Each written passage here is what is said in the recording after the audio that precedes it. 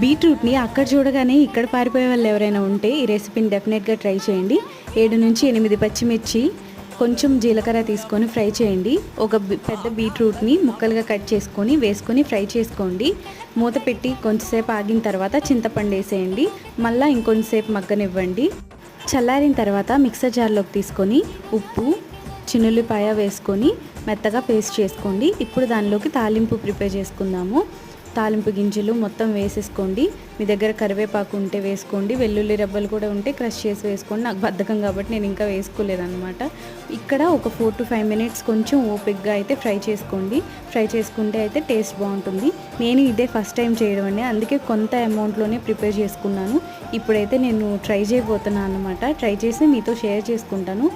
కొంచెమే ట్రై చేశాను కానీ చాలా బాగా వచ్చింది. మీరు ట్రై చేయండి అండ్ నా ఛానల్ని సబ్స్క్రైబ్ చేసుకోండి. నచ్చితే ఒక లైక్ చేయండి.